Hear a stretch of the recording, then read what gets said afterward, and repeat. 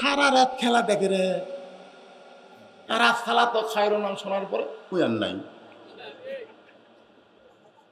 কি? তুমি বাবা নামাজ পড়ো, তোমার বেটা নামাজ পড়ে না। আল্লাহ বলেছেন কু আনফুসাকুম ওয়া আহলিকুম নার, জাহান্নামের আগুন থেকে বুড়ে তুই একলা বসলে হবে না, তো লাতিক নিয়ে বাসা লাগবে। জোরে কোন কথা ঠিক কি না? কি মন খারাপ করতেছে? ওমর ফারুক বলতেছে রাখাল ভাই তাহলে আমি তওবা করি। রাখাল বলতেছে তুমি মূর্খ মানুষ, তুমি তওবা কেমনে করবা? আমি তওবা করাই, তুমি আমার সঙ্গে তওবা পড়ো। ওমর ফারুক মূর্খ?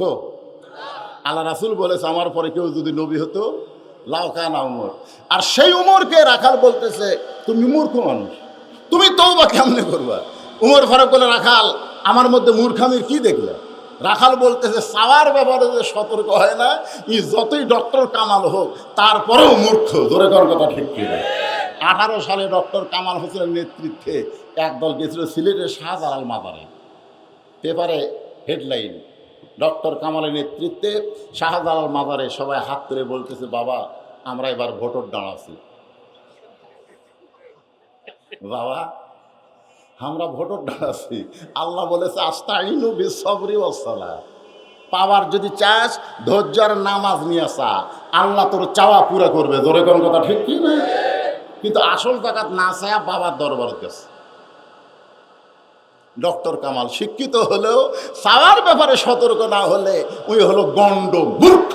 জোরে কোন কথা ঠিক কি? রাখাল বলে বেটা তুই চাওয়ার ব্যাপারে সতর্ক না, তুই কিসের শিক্ষিত? বড় আমি তওবা পড়াই, তুই আমার সঙ্গে তওবা পড়ো। উমরের চোখটা দর দর করে পানি পড়তেছে। আল্লাহ তোমার কোরআন যখন সমাজের মধ্যে চালু থাকবে, উমর যদি ভুল করে একটা রাখাল পর্যন্ত তওবা পড়ানোর সাহস পাবে। সবাই আমার সঙ্গে পড়েন আস্তাগফিরুল্লাহ, পড়েন আস্তাগফিরুল্লাহ রব্বি মিন কুল্লি জামবিন ওয়া তুবু ইলাইহি। ওমর ফারুক তওবা করার পরে বলতেছে রাখাল ভাই আল্লাহর ওয়াস্তে, কার ওয়াস্তে? আল্লাহর ওয়াস্তে উটের এক পেলা দুধ দাও। রাখাল মুচকি মুচকি হাসে।